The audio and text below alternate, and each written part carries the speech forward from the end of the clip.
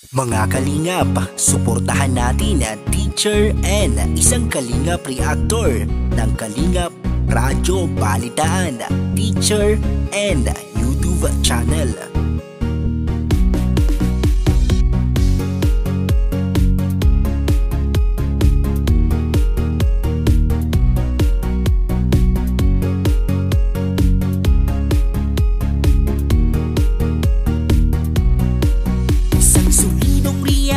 Kalingap, may mabuting puso't nagsusumikap. Andito na si Teacher N, ibabahagi ang mga programa. Kalingap Radyo Balitaan, si Teacher N ay maaasahan. Mga reaction niya ay inaabangan sa Kalingap Radyo Balitaan. Teacher N maasahan, lagi nung tatandaan. Mga reaction niya ay inabangan. Kabahagi katuwang sa paglingap, reactor ni Kuya Val Santos Matubang. Mga kalingap suportahan, Teacher N laging nandyan. Teacher N maasahan natin siya nasama. Mga kalingap, suportahan natin Teacher N, isang solidong reactor ni Kuya Val Santos Matubang at ng Team Kalingap. Please subscribe Teacher N YouTube channel. Isang solidong reactor Kalingap. Hi everyone, mega love shout out. Once again, this is Teacher N and welcome back to my YouTube channel. So for today's video mga kalingap, ayan, gusto ko rin po magbigay ng reaction tungkol doon sa mga sinapit ni na Joy Diwata at ng kanyang mga kapatid at ng kanyang ina, syempre. So bago ang lahat, gusto ko munang batiin sila Kuya Val, ayun, shoutout kay Ate Edna, kay Kalingap Rob, syempre, and sa lahat po ng mga bumubuo ng Team Kalingap, lalong-lalo na yung mga reactors na katulad ko rin na nagbibigay na kanilang mga reaction sa loobin at opinion, maging mga sponsors, mga solid viewers, supporters, and followers po ng Team Kalingap, mga charity vloggers, and sa lahat po ng mga makakapanood ng videos ko na to, magandang araw ng Sabado po sa ating lahat. And syempre, gusto ko rin ipag-pray yung mga kasamahan natin ng mga kalingap, mga masugid na taga-subaybay na mga kalingap sa iba't ibang dako ng ating bansa at saka sa iba't ibang dako ng ating mundo. So gusto ko rin po kayong i-pray ng inyong mga safety, and syempre i-bless po kayo ng ating Panginoon para patuloy kayo na makasuporta dito sa Team Kalingap, lalong-lalo na po sa mga programa ni Kuya Val at ni Kalingap Rob. Okay guys, so ayan, simulan na natin. Ang dami kong introduction, ang dami kong mga sinasabi bago pa ako magbigay ng aking reaction. So syempre mga sisi at mga bro, ayun, dito na tayo sa aking pinaka main topic po ngayong araw ay ang pagbibigay ng aking reaction tungkol doon sa narinig ko na sinapit ni na Joy, na ito ay galing mismo sa mama ni Joy Diwata, na grabe daw yung panlalait na kanilang natamo nung maliliit pa to si Joy, ay talagang sobra na yung pang-iinsulto, panglalait sa kanila, na para bang sinabihan sila na hindi makakapagtapos ng pag-aaral, baka nga daw elementary grades lang, ay makapag-asawa na agad-agad. Grabe naman no? Grabe naman kung makapanghusga at mga kababayan natin talaga kina Joy. Sino kaya ang mga yun? Nako, kung alam ko lang kung sino ang mga yun, abay, dadalhin ko talaga kung nasaan si na Joy ngayon. At ipapakita ko talaga sa kanya ang napakagandang Joy Diwata natin. Nako, di ba? Ipapakita ko talaga sa kanila sa mga mapanlait na ito. And for sure, alam nila yon. For sure, alam nila yon ng mga nanglait kina Joy kasi nakabantay ang mga mata nun. So ngayon, super duper ingit na sila sa kung ano ang tinatamasa ni na Joy ngayon. Dahil nung mga panahon nga wala na hindi ganun si na Joy kumbaga hindi ganun maginawa ang buhay, nilalait na nila.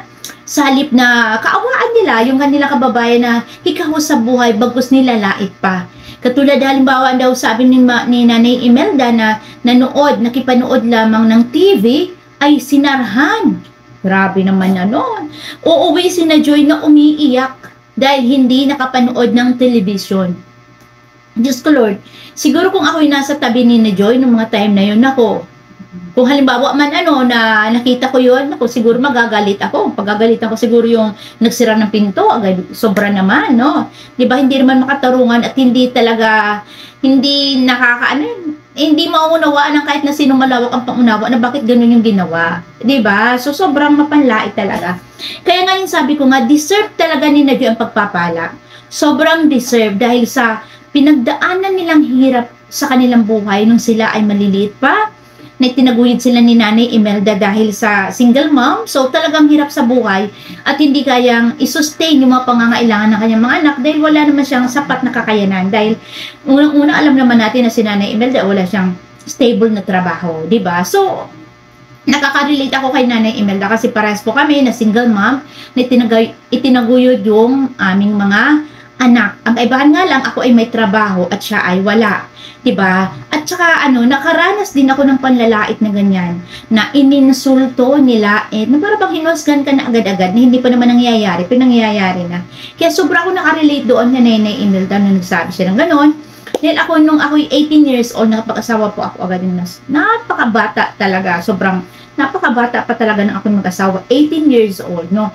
At ako po ay hinusgahan na agad na hindi na daw ako makakapagtapos ng pag-aaral at ako na daw po ay magtitinda na lamang ng uling sa palengke. Ayun, yun ang aking mga naranasan din dahil nga nag-asawa ako agad. Pero hindi ko po yun pinatunayan na tama po sila. Pinatunayan ko na mali sila kaya ako po ay nagsikap makapagtapos ng pag-aaral. Siyempre sa tulong ng aking ama at ng aking ina, syempre, kaya ako'y nakapagtapos din.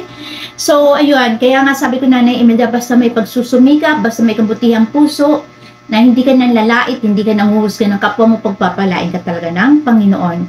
So, itong Team Kalinga, para bang instrumento to na ginamit ng Panginoon, di ba? Na siya lang, sabi nga palagi na dinadaluyan daw ng swerte, dinadaluyan ng mga pagpapala, na ipinaparating doon sa mga Kalingap Angels. Isa na dito, si na Joy Diwata. No, kaya ako, Joy, ang wish ko lang talaga sa iyo and pray ko lang talaga sa iyo, makapagtapos ka ng pag-aaral, makamit mo ano mga pangarap mo sa buhay, na patunayan mo doon sa mga nanglait sa inyo na hindi kayo ganon.